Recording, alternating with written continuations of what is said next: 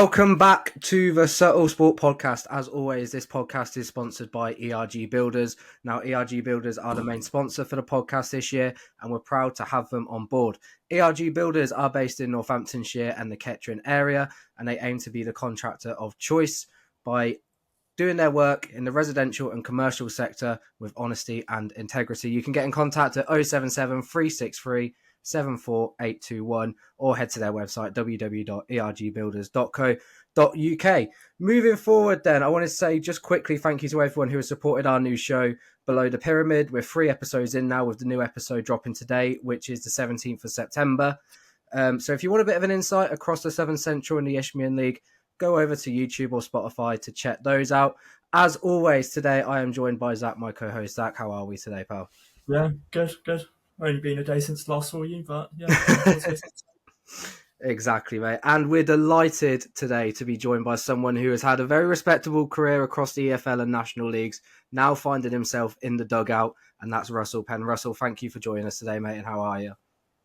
Yeah, very well, thanks. And thanks for inviting me. So looking forward to it. No, perfect, mate. I'm very, very happy for you to take the time out because, like I was saying, like me and Zach are well aware that it's very much a busy point in the season with an FA Cup replay yesterday and everything as well. So I greatly appreciate you coming on.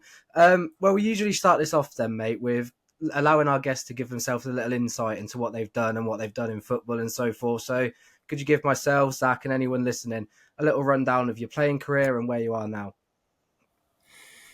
Yeah, well, I'll try and put it into a small space of time because I could talk forever. To be honest, I'm a talker. So I've played football all my life. Started youth team football at under nines. Was in the system at Aston Villa and Birmingham City. Did my apprenticeship at Scunthorpe United of all places. So moved away 3 hours up the road to live in Diggs for 3 years, and then I started the professional game at 19. I think I played over 650 games for the likes of Kidderminster, Cheltenham, Burton, Wrexham, Gateshead, and more. And then decided to go into management, which I was always really, really keen on anyway. And that's been my life the last 5 years, really. So that's it in a nutshell. I'm sure we'll go over it more in the interview. No, definitely. And let's, go from the beginning then, because obviously we can tell straight away in your voice that you're from, the Birmingham area, the Midlands area. What was it like being a youth player in those academies, like you say, at the likes of Villa and so forth, to then move up to Scunthorpe, 3 hours away from home? What was it like, firstly, football in your local area and then going up to Scunny?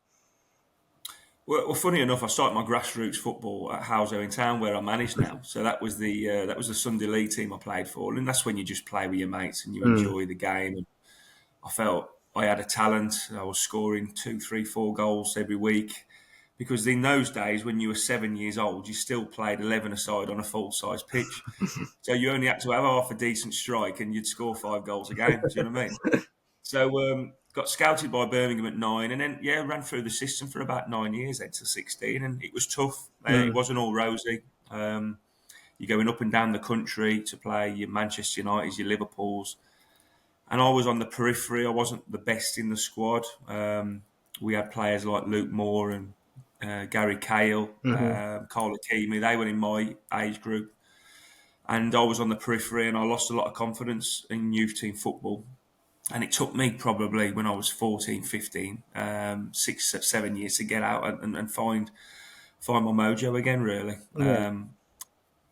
Got released at 16 years old. The first time I've ever been told no, which was hard. And then, I was on the transfer market then, in terms of, right, what do I do now? And I was actually going to pack in football and go and work at my mate's bar and help out as a waiter. And then I had a phone call from Birmingham actually to say, look, there are these exit trials. You can try these. There's a south one at Watford, and then there's a northern one at Preston North End.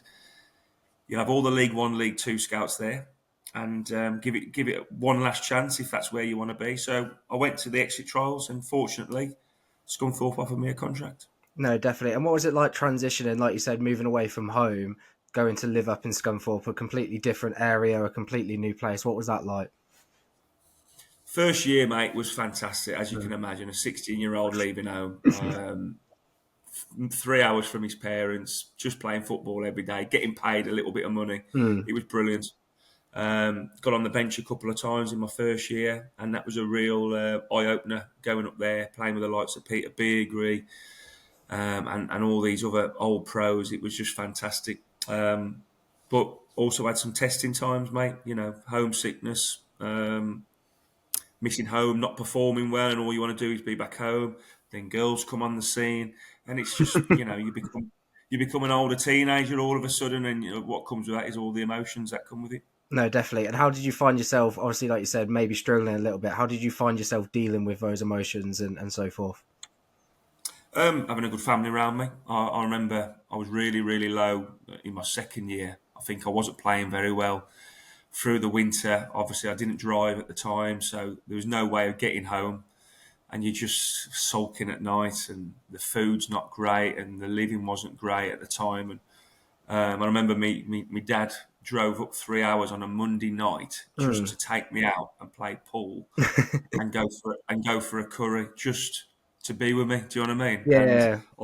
I'll never forget that, mate. And it was one of those things. He did it a couple of times that you look back now and go, bloody hell, you really didn't want to do that, but you did it. Do you know what I mean? No, definitely. And it's testament to obviously your family and so forth, because like I've had it before, because when I went to uni, I think it was in my first year at uni. So I moved from Northamptonshire down to Cardiff, and my dad drove 3-4 hours or whatever it was down just for my birthday to spend me out, take for a meal and whatnot, the usual stuff. Yeah. So it's just fantastic, isn't it, having that supportive family? Because when I was in the Kettering Academy, he drove us up to Chorley for an FA youth game. We got smashed.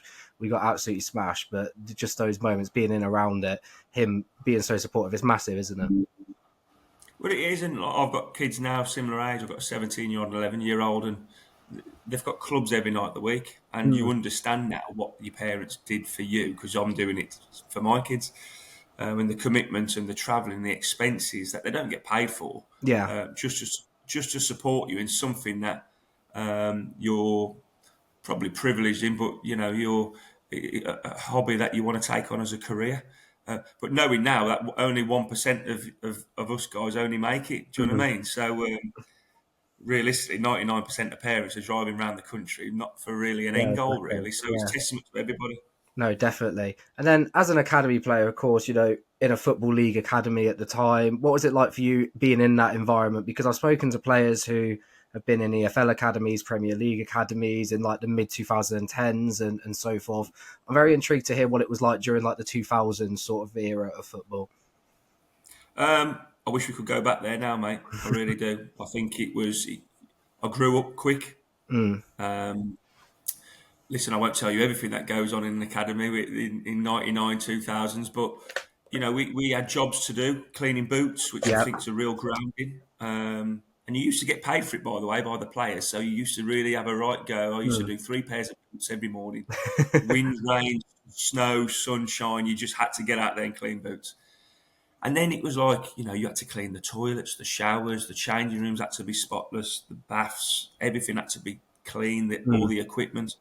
But it was a proper grounding, mate, and it wasn't just 2 hours of football. It was 2 hours of football, then 2 hours of cleaning, Yeah. and discipline. Do you know what I mean? And it was really good, mate. And yeah, it was tough at the time, but when you look back now and you think, God, these kids have got it all done for them now. And no wonder they don't make a debut till they're 25, 26. No, exactly.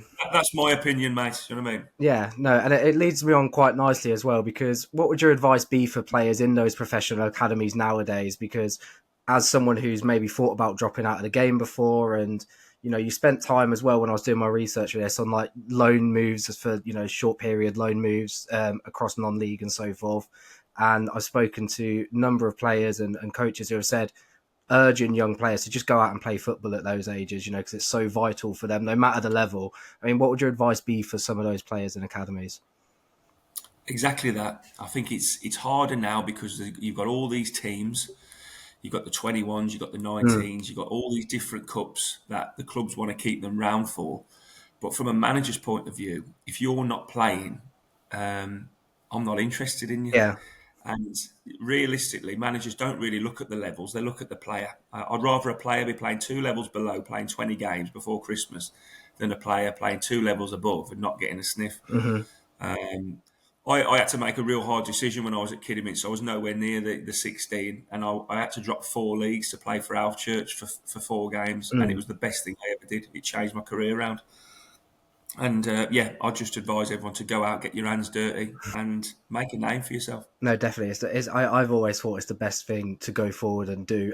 Zach, I'll bring you into it then, mate. Have you got anything to ask Russ about his, getting into football or the early days of his career at all? Sort of in those early days, was there sort of like a moment where you sort of realised that football was going to be your career and your life? Because it doesn't sound like it was a simple ride into football. You had the exit trials and all that. So what was sort of the moment that you realised it was going to be your career? Good question. Do you know, at 15, 16, my last year of school, I completely gave up on school and I just believed I was going to be a footballer. I probably thought I was going to get taken on at Birmingham City to then have an almighty reality check to say no. And then you're like, oh, right, I didn't get the grades I wanted at school. So then I'm just going to work, with my mates. And that's what a lot of people do. Fortunately, one thing I will say about Birmingham, the duty of care for a player that got released was excellent, and they give me every opportunity to find somewhere. So, listen, I had to take that opportunity still. But I think I always believed I was going to be a footballer, but probably didn't realise I'd ever get a no. And that's what I say now. I've had about 7 no's, and I've still made a career out of the game. It's how resilient you are, I suppose, and how much you really want it, I guess. But yeah, I always probably thought, Zach, I was going to be a footballer in any shape or form, really, or be in the game at least. Yeah. Interesting to hear all of that, to be fair. I mean, moving on then from Scunny, you obviously went down to Kidderminster and, still looking to make a name for yourself, potentially, breaking into first team football on a more regular basis. You made your breakthrough during the post-relegation for Kidderminster when they got relegated from the EFL. What was it like, in a very strong conference league where you had the likes of York, Oxford, Morecambe, Dagenham and Redbridge? Is that you're saying Albans were also there, maybe, at the wrong end of the table, but you were there at that point. What was it like adapting to that level and the challenges that came with it? Well, I remember I was working with my mate, and I had a phone call. I got released from Scunthorpe at 19, and I was working with my mate at a bar in Stratford.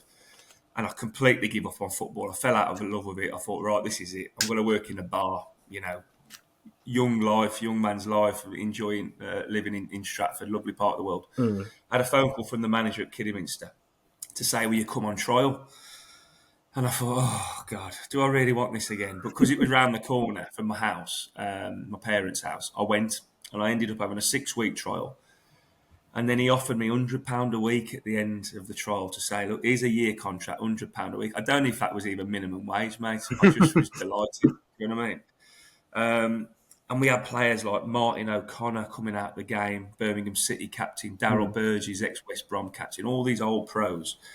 And there's me, a little skinny 19-year-old, running around like a blue-arse fly. But absolutely brilliant, mate. But I was nowhere near first-team football at 19. My body hadn't grown up. I was probably still mentally 17, and that's probably why I wasn't in the first team, and I needed a loan probably 3 months later to grow up a little bit more. Yeah, definitely. I mean, when you were at Kiddy as well, you said there you got the call to, get back into the game from the gaffer at the time and whatnot. What else was there anything that enticed you to go there at all, or was it just simply a case of getting into the game and trying to find that love again? Trying to find the love, yeah, probably out of nowhere. And it was full-time. So there weren't many full-time teams in the conference then. No. I think there was about 8 out of the 24. So that was a big pull. And even my dad said, how are you going to live on £100 a week? I said, I don't know, I'll make it work. Do you know what I mean? Lo and behold, 6 months later, I'm getting a new contract. And I think I had a new contract every 6 months at Kidderminster then. So it just shows you if you persevere and you've got that desire, good things will come. No, definitely. And it's so interesting to hear you say about all these, bounce backs and these personal doubts almost going in your head to constantly just, do I want to go to another trial and so forth and keep picking yourself up? What is it like to just keep picking yourself up? How did you keep doing it? Hard, mate, because I tell you what, it's a bit of luck as well sometimes because if that phone call didn't ring that day or I was out that night or whatever, I would have been more than comfortable working at the pub where I was really happy because of all these years of living away and all the no's. You just want to enjoy your life. No, definitely. So I just think a little bit of luck, and then how much you really want it, logistics of everything. It all has to fall into place, mate. And Mm. sometimes it does, sometimes it doesn't. And I hear a lot of stories, and sometimes it's unlucky. Sometimes you either don't want it enough, or sometimes it's wrong place, wrong time. No, definitely. Hey, Zach, have you got anything to add at all? So sort of during your time at Kidderminster, you also had the experience of sort of playing for England C. Sort of like walk us through that experience, because many players do it, but it's not really spoken about much. Can you repeat that, Zach? Sorry, mate. I missed that first bit. It's sort of just about playing for England C during your time at Yeah, Kidderminster. So what was that experience like for you? absolutely amazing. Because at the time of England C, then it was open age, so it was just the best players from the National League. Mm. I think it then moved on to under 23s about 6, 7 years later.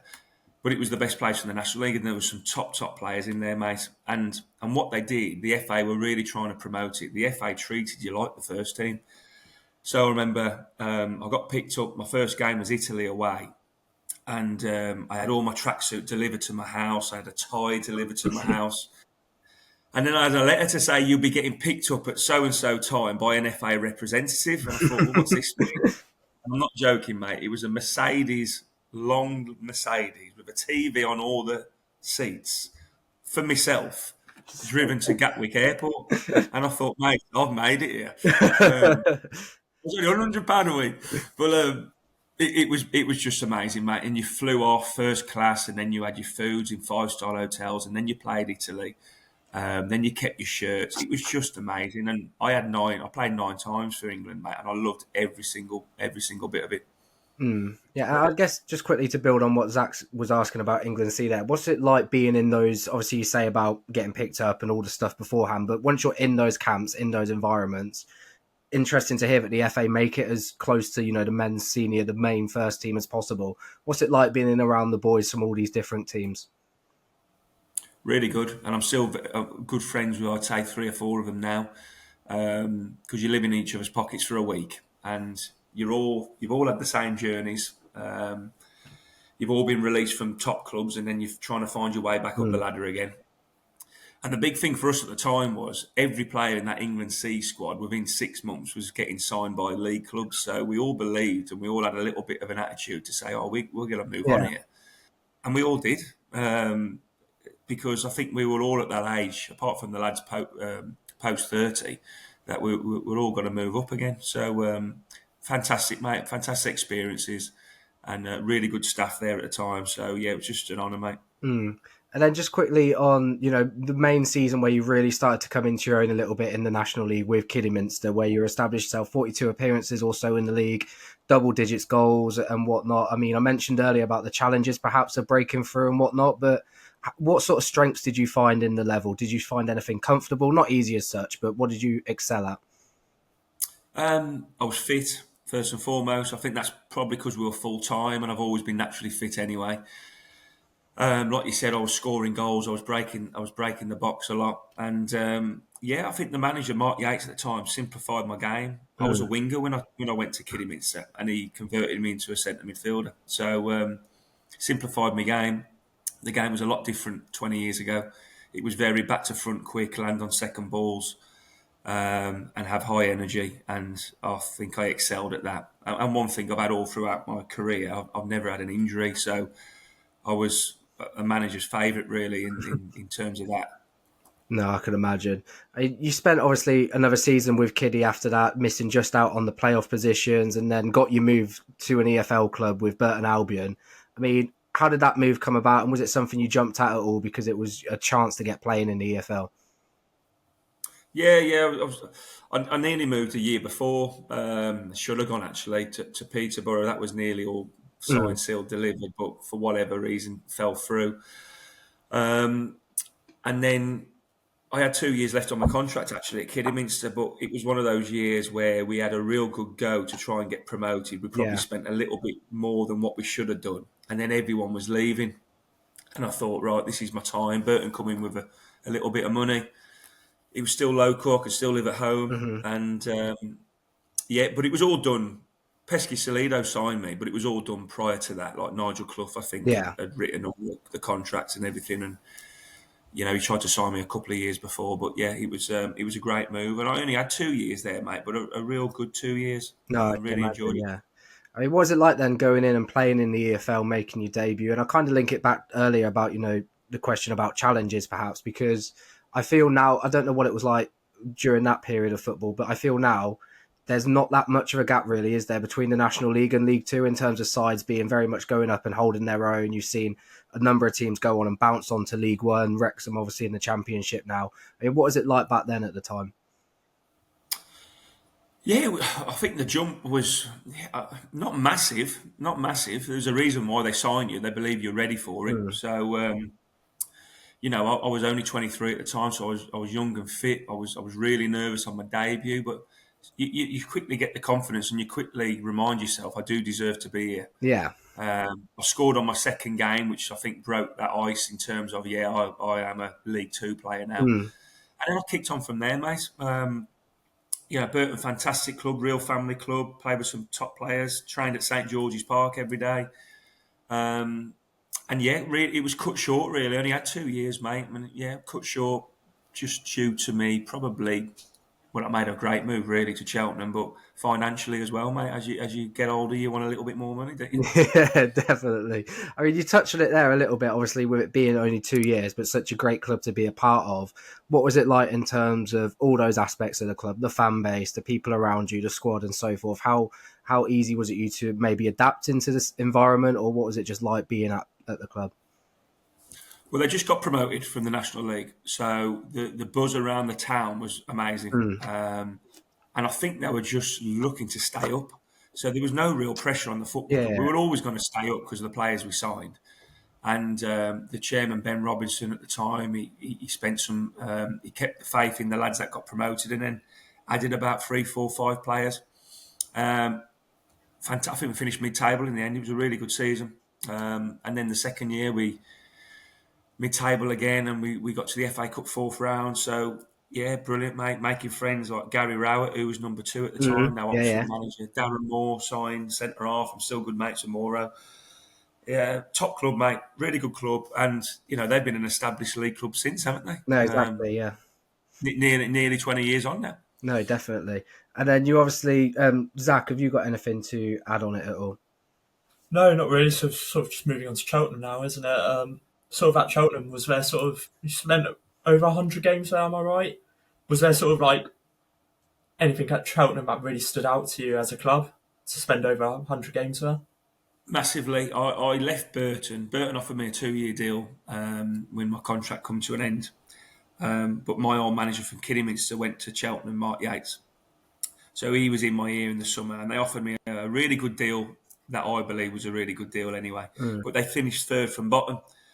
So I thought, right, am I going to go for a relegation battle? But the money's much, much better, like much better. Like not life change, not millionaire, but a lot better than what I got offered at Burton. Mm. Or do I go somewhere where I'm really comfortable? I'm a bit of a favourite there, and we'll probably finish mid-table. But I jumped for the money.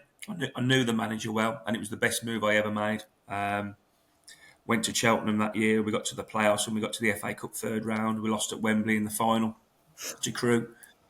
And I played 45 games that season, mate. So unbelievable year, mate. Played with some really, really good players. And one of the best moves I've made in football. In terms of with Cheltenham, and in particular that playoff campaign and the playoff final loss at Wembley, what was it like? You spoke about nerves making your EFL debut. I can't imagine what the nerves would be like if you going out to step at Wembley in a playoff final and so forth, because I can imagine it was also a Crewe side at that time that had, I think it was Nick Powell, weren't it? Who'd obviously been through at United. You had Ashley Westwood, who'd obviously gone on to make a solid Premier League and Championship career, still playing in the MLS now, along with all these other experienced pros. So what was that day like at Wembley? Obviously, until the result. Do you know what, Zach? The more nervous I was the semi-final, because you're that close at the semi-final. In the final, mate, it's a one-off, and it can be anyone's game. Do you know what I mean? And I played at Wembley before, and I lost for Kidderminster, and I thought the second time round you just want to go and win it. But yeah, I was much more nervous in the semi-final because you're over 2 legs, and it's quite tactical. You're home and away, and you just want to get there. So, yeah, I think on the day of Wembley, I didn't start the final, which was really disappointing. That's another story. I won't go into that. But, yeah, I think the semi-final I was a lot more tense. And in terms of some of those players, then, I spoke about Westwood and Powell there, but is there any players you went up against in your career where you maybe just thought you could not get near them? You could, they just always seem to have the better of you. Yeah, well, I played with one at Cheltenham called Marlon Pack. He's Portsmouth. He's in Portsmouth centre midfield now. He was just a Rolls Royce at 19 when I played with him, and I knew he'd just kick on. I just hoped he was going to stay at Cheltenham as long as I was there, which he did. In terms of playing against, listen, Powell was top. Yeah. Powell was tops. Westwood in the middle of the park was tops. That's when Crewe had a top team. They had Luke Murphy, who went to Leeds in the Premier League. They had a top team. I think, do you know what? I think they were fifth from bottom at Christmas when they won that league. They went 19 games unbeaten. And but I couldn't name you the players now off the top of my head who I remember we had some FA Cup games and we played Everton once, who were in the Premier League. And Marion Fellaini played against me in the middle of the park. Now, when I say I think I'm 6 foot quite tall, he was 6'6" with an afro. And the ball was going up in the air and his chest it down at 7 feet high. He was a man mountain, mate. And you look at that and you think, that's Premier League, that is. Yeah. That's elite. You know what I mean? That was the difference. So, yeah, that was an eye-opener. I mean, obviously following that, you know that season, you made playoffs again the year after, losing out in the semis, I believe. Was it Northampton this time, possibly? Yeah. Was it hard to pick yourself up, not just individually, but as a squad to go again? Or were you just full of a squad of characters that were able to do that and go again? Do you know what? Really tough. After 2 years, 2 playoffs and 2 FA Cup third rounds. And then in football, mate, and I always say this, after 2 years, everyone starts to get itchy feet. Everyone starts to get bored. And we couldn't keep that squad together. Yeah. Now, Marlon went to Bristol City. One of the centre-halves retired. And players moved on. Because we didn't get over the line, you lose your best players. And then the following season, we were mid-table fodder, mate. And it was hard because you're that close to being a League One footballer, where your money goes up tenfold. Yeah. And, your life changes for the next 2 or 3 years. But it was hard. Listen, after that, I was captain at the time when we lost in the second playoffs. And I had a nice new deal at the end of that year, a new two-year deal, which the manager really looked after me. But again, I left at Christmas. I mean, it's just things didn't work out and you move on again, mate, don't you? Like I said, that 2-3 year window, mate, everyone gets bored and moves on. I mean, did it play on your mind at all during, that season after, like you said, you became a bit of a mid-table side after that? Was it playing on your mind at all that, you maybe missed your opportunity now to go on to League One?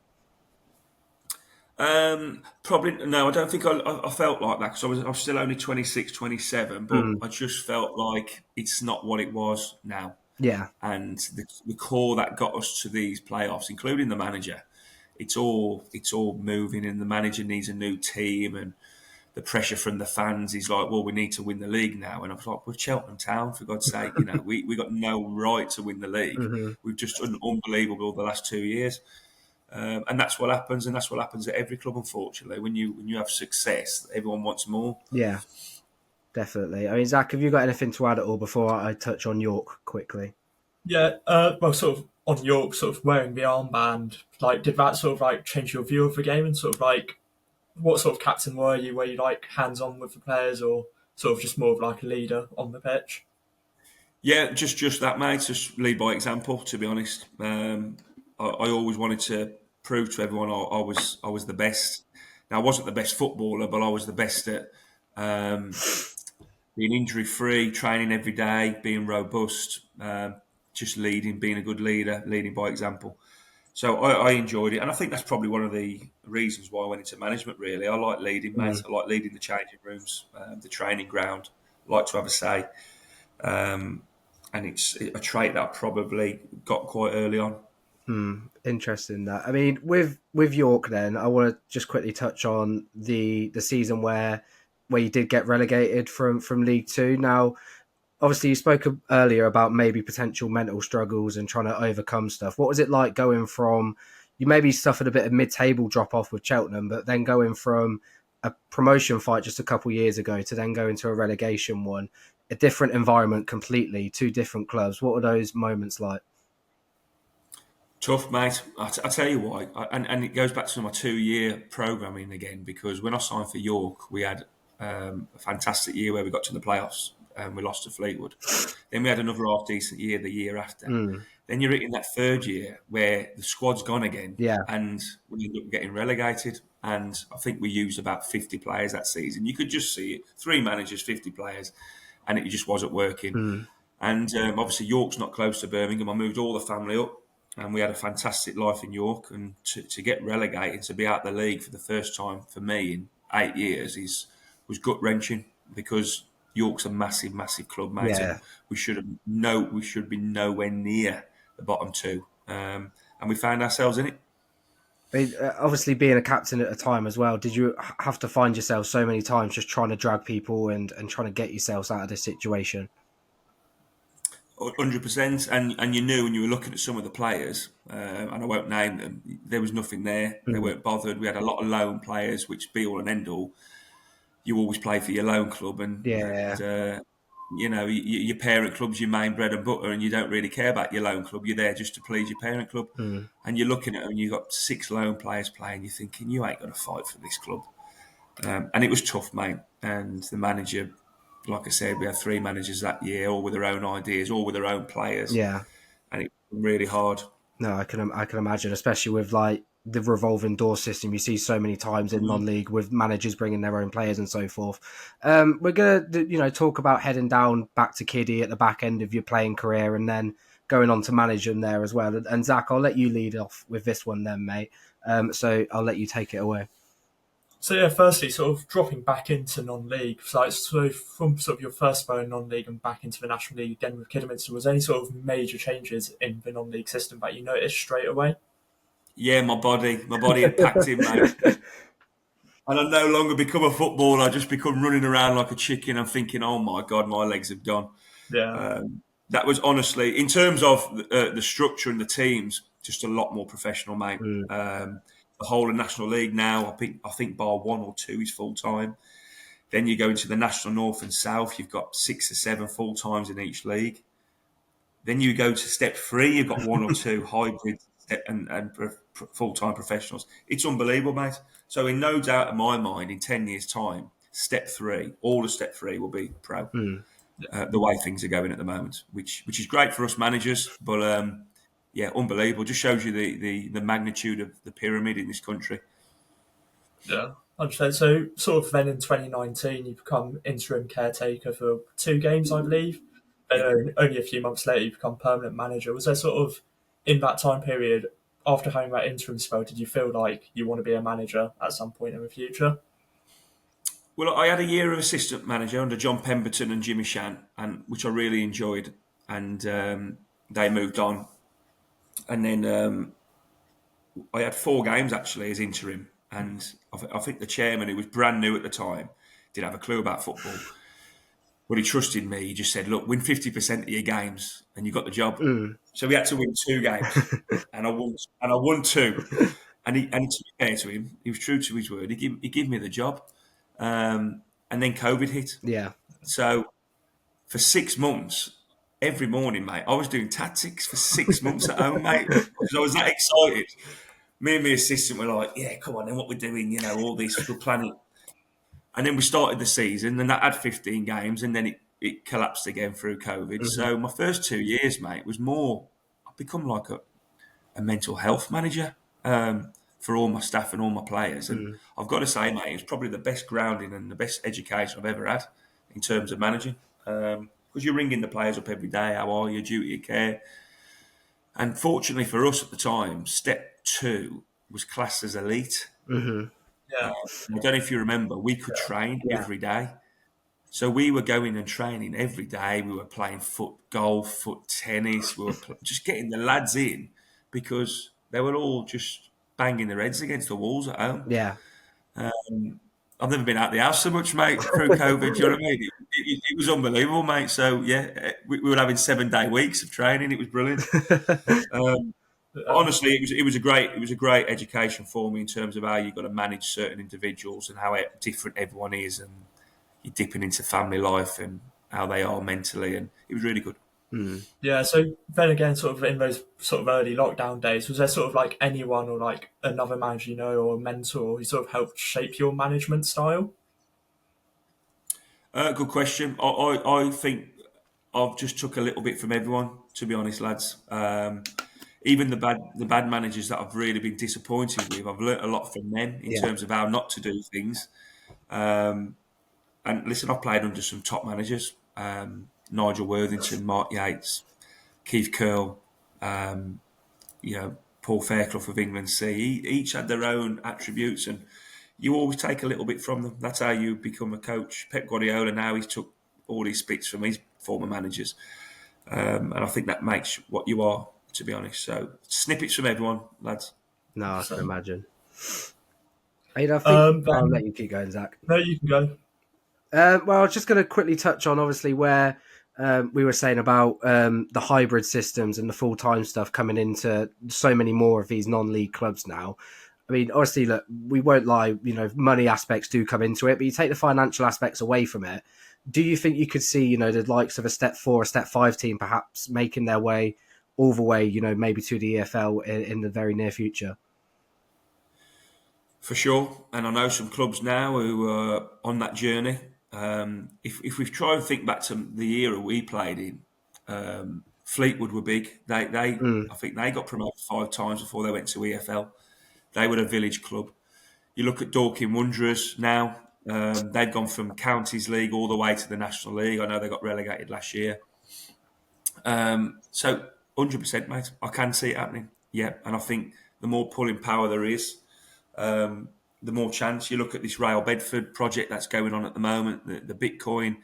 They're either going to pack up and go and leave, or they're going to be stubborn and keep going until they get into the Football League, mate. It's as simple as that. And fair play to them, mate. We're only jealous, aren't we? And Exactly. it's. I think you're right, mate. I think for sure. There's got to be some low teams just going through the leagues No, because there's a lot of money being spent at the moment, mate. All over the country. No, there is. Zach, I'll let you go again then, pal.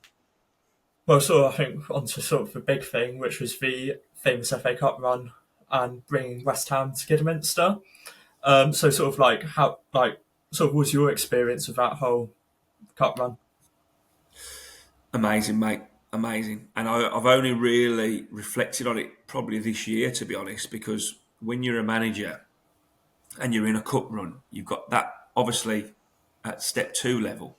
There's that many rearranged games because you've got through to the FA Cup. You've got no time to think. So the build up to West Ham, we were playing Saturday, Tuesday for a month. And you're trying to win that to get into the playoffs. Yeah. So you're not even thinking about West Ham. We played Leamington the Tuesday before, West Ham. And you're thinking, right, none of these players want to get injured. They all want to play Saturday. But we won 3-0. The Reading game in the round before was an amazing day. We had a sellout that day and it was amazing. But the week leading up to West Ham, mate, on and off the field, commercially, everything at the football club was just buzzing. I was like a Premier League manager for that week. Talk Sport, BBC, ITV. Everyone wanted a slice of you. Do you know what I mean? And it was amazing, mate. It was amazing. Yeah, and sort of like with that game, it was just the heartbreak of it. I remember watching it and that last minute equaliser and the last minute winner.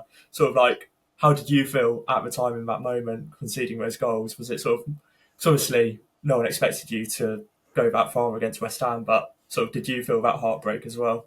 I did, and I'll tell you what, if you watch the game, they never even looked like scoring. No, yeah. And it was one of them where you think, this is going to happen, this is. They made a few changes. They put a couple of young kids in. Our centre forward bullied the centre halves like they've never known anything like it. He's made changes at half time and he's brought on the cavalry. He's brought 3 internationals on, one being Rice, one being Bowen, one being, it was a centre half. It was Creswell actually, left back. And they just upped it a little bit, but they were still not penetrating, mate. And I've never been so comfortable. Until Rice collected it halfway line and listen, I've moaned at my lads, we should have took him down. Do you know what I mean? But fair play to him, mate. And I've got a great story about him as well. You know, when they beat us, and we were all obviously gutted, but still celebrating because it's been an amazing day. Their showers didn't work in the away changing rooms. I think Kiddy are renowned for the showers in the away changing. No, they were cold. So he come in, Declan Rice, into the home changing rooms with just a towel wrapped round him. And he went, "Are the showers on, lads?" And he just took his towel off and just jumped in with the lads and had a shower. And it was just, all the lads are like these photos, you know what I mean? You know, he was so down to earth, mate. And he just said, "Look, you guys should have won today, but we've nicked it. And I apologise, but fair play." And same with David Moyes. He was very gracious, mate, and he was top man. Brilliant. No, I can imagine. I mean, it's testament as well because you even see it with Declan, don't you? On TV and interviews, he just comes across very much like you say, a grounded person, doesn't he? In terms of like just quickly on that West Ham game, then what was the atmosphere like in the ground? And you said it was buzzing around the town a little bit and so forth. What was it like on the day? Could you imagine from a fan's perspective? So it was a 12:30 kickoff. So the gates opened at 9:30, and by 10 o'clock there was about 4,000 in there, mate. And obviously West Ham sold out their end. I think they sold 900, 1,000 behind the goal. Alan Shearer was there with Chapman, who were on the BBC, Micah Richards, and everyone was there, mate. You know, I had a stat a week later that the last 10 minutes of the game, 1.6 million people were watching the game because they were just in awe of, oh my God, they could do this. So that shows you the magnitude of it, mate. Yeah. And it was just, I've never seen it like that. And you know what? It probably won't be like that ever again, mate. It was one of them one-offs where it happens every 20 years. No, definitely. So amazing. And it's great exposure, isn't it, for National League and even just non-league clubs in general? Because we saw it last year with a number of Step 3 teams going far in the FA Cup, Harbour, Kettering, getting all the media attention and everything. It's just great exposure for clubs at the level, isn't it? It's a great competition, and you might have got a different text today if we'd lost last night. Do you know what I mean?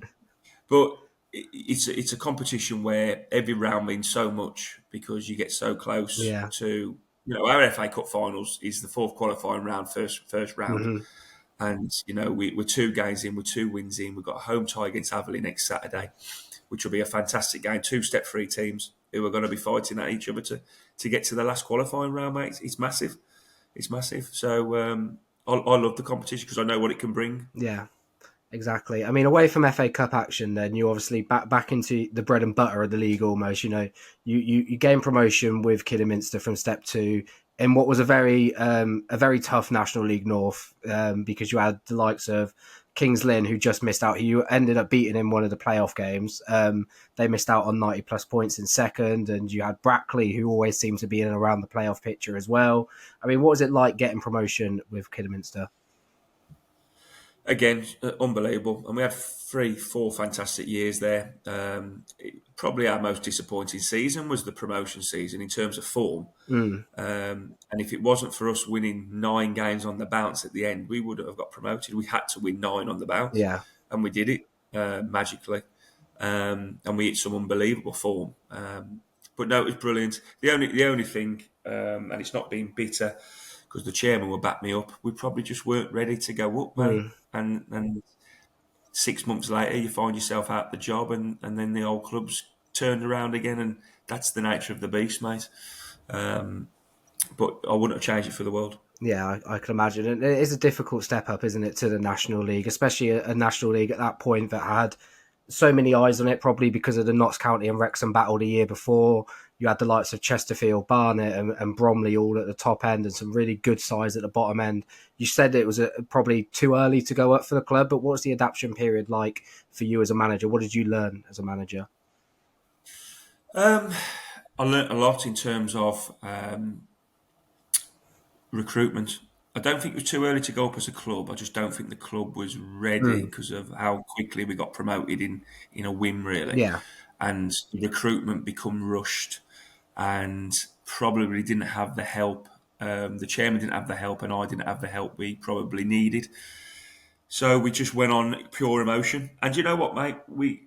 I took charge of 20 games in the National League. I think we lost 11 and 8 of those games were by 1 goal. It was very close. Everything was very close. We were always organised and structured, but just couldn't get over the line, and that's probably where the quality didn't shine through, to be honest. Yeah. But like I said, Phil Brown come in, he nearly kept them up, and unfortunately they didn't. And listen, they are back in the north now, but they'll be fighting as always to get promoted because they're a big club. No, they 100% are a big club, and they are one that you'd expect to be in around, the National League, probably in a couple of years, hopefully again knocking on the EFL door. You're obviously with Halesowen now, and Zach, I'll quickly let you kick us off. But is there anything you want to ask Russ about heading over to Halesowen? Yeah, sort of like boards for reasons for taking the job. I know you had some sort of connection with the club sort of in your early days, sort of like Sunday League football. So was that a big pull for you, or was there anything else? Do you know what? I took some time out after the Kidderminster. I probably needed it, health reasons, as every manager. You can tell every manager who's needed the sack, mate. Their eyes are like this. They got no air left. So I had a bit of time. I live in Halesowen, so when the chairman rang me, I know it's a big club. They average 1,400 gates at step 3, which is amazing. The playing surface, it was very convenient, and it was a club that excited me with a project of the chairman. And it was one of those, do I wait till the summer and see what's out there at step 2? Realistically, that's probably where I was only going to go. Or do I jump at a project now and get paid, be comfortable, and have another go? I don't disrespect the levels, mate. Yeah. If I waited, I might have got a job at step 2, but it might have been up north, 3 hours away from home, part-time. And I had a few projects on the side going work-wise, and it was something that I was really keen to elaborate on. So, you know what, I didn't think twice about it, mate. I jumped at it and I thought, right, 2-year deal. Let's try and get this club promoted. We were really close last year, and we'll have another go this year. And in terms of last year as well, like you said, it was a project that you really wanted to build on. You had some fantastic players, especially, going forward, who have obviously gone on to different clubs now. But you look at like Kieran Donnelly, who's now at Boston in the National League. You look at the likes of Connor T, who's I personally think one of the best players in step 3. I mean, what's it like? What was it like? The heartbreak of missing out on playoffs once again. This time as a manager, not a player. Do you know what you say that? I've lost a lot of playoffs, haven't I? I've won one, but I've lost about 8. The heartbreak is, mate, that you're not going to be able to keep the squad. Yeah. Because you've done that well, and I knew there was a lot of scouts at our game last year. Kieran Donnelly, Ryan Winter, the captain, who was a man mountain, Connor T. So, to lose all those 3 in the summer, you're thinking, well, how have you got to replace? I think we have replaced them, but proof will be in the pudding at the end of the season. But that was the disappointment. Listen, you can take not getting promoted because it's a one-game basis. You win some, you lose some. But it was the fact when I talked to them at the end of the game, I thought, this is got to be the last time we're all together now. And I was right. And it's obviously a tough division, isn't it, Southern Central? And you said a second ago that you don't disrespect any of the levels. I mean, in terms of the level, in terms of this league in particular, what are your feelings on it, your opinions on it, and how good it really is with so many top teams? I mean, I think looking at it on the early stages of this season, you're very much seeing that anyone can beat anyone, can't you? You look at someone who's maybe having a poor run, like potentially Bromsgrove a couple of weeks ago, who were looking like they were struggling, to then go and beat Banbury recently 3-0. I mean, anyone can just beat anyone on their day, can't they? Yeah, and the team who's most consistent will go up. We were electrifying last year. We were very consistent, and we got 72 points, and we were comfortably in the playoffs. I think 3 games prior to that, we were 1 point off top of the league. So it just shows you last year how close it could have been. But the part-time basis is hard. I find I have to probably manage my own team more than looking at others because of all the players being part-time, what their job are and how you manage each player and individual. So that's new to me in the part-time basis. You've got 8 4G pitches, so you're constantly changing the surface. You then go to games where you've got big crowds, games with no crowd whatsoever. Yeah. Different styles of play, I think, is probably more erratic in our league. You get footballing teams, you get long ball teams, you get fighting teams. So you've just got to pick a squad that's robust to play all these level of games, and like you said, and try and win them. No, so exactly. it's tough. And then in terms of this season, then obviously you kind of alluded to it there a little bit, trying to kick on and go for promotion and the playoffs again. And what is that, end goal maybe come May sort of time? Is it a case of being in the playoff picture, getting promotion, or is it still just building a project to push on in the very near future? No, listen, fans want more than last year, don't they? So so do I, so does the chairman. It doesn't always work like that. But, we've got to be competitive in every game. And like you said, if we can find a bit of consistency, we'll be fine. So, yeah, I think the ambition is there, but there's about 10 clubs who've got the same ambition this year. And there's more money floating about. Harbour looks strong. We played them last week. We drew with them, which I thought was an excellent point. And I don't think they've really kicked on yet, but they're winning games, mate. A bit like Liverpool at the moment, winning games without playing well, which shows you a sign of a good team. No, exactly. And then just quickly before I bring Zach into it, it very much, you look at the competitiveness that we spoke about there of the division. It very much, the three promoted teams in particular have come up, and all the promoted teams in general, really, sorry, the four have come up and really held their own. You look at, like you say, Rail Bedford have obviously got the financial backing to probably go on and kick on. You look at the likes of Corn as well, who are well up and truly up there at the moment as well. And it's just a competitive league throughout, isn't it? Oh, 100%. And, if you look at all the managers as well, they're all young and inspiring, up and coming. I think that's the way the game's going now. There's a lot more tactics in it, even at our level. And, clubs are having a go, mate, which is great. I really believe in 10 years' time, mate, this level's got to be full-time. People might think I'm stupid, but 20 years ago, there was 8 full-time teams in the whole of non-league. And now I could count nearly 30. So... it just shows you, mate. It's the game's growing thick and fast, and yeah, it's a joy to be in, mate. Listen, it don't half stress you out, but when you win 6-1 on a Tuesday, mate, my Wednesdays are all right. Do you know what I mean? So, I can imagine, especially an FA Cup win as well. They're always a little bit sweeter sometimes, aren't they? I mean, Zach, have you got anything to add at all before we slowly start? Yeah, so sort of lastly, like as you're during your managerial career so far, is there any players that you've really enjoyed managing? Like I remember your Kidderminster side going to St Albans and beating us in the FA Trophy. And I just remember that side just had so much quality. Yeah, I remember that game actually. Away. Yeah. Yeah, it was St Albans 2-1, I think it was. Yeah, 2-1. I think you should have probably won that 4-5-1. Yeah. Our keeper had a blinder. Do you know what? My first year at Kidderminster, the West Ham year, we had a player who was right back at the time, Sam Austin, and he was too good to be right back, and we moved him into the 10 position, and he scored 23 goals, I think, that year, mate. And Notts County signed him for 75 grand. He was just elite, mate, in terms of his confidence was just through the roof.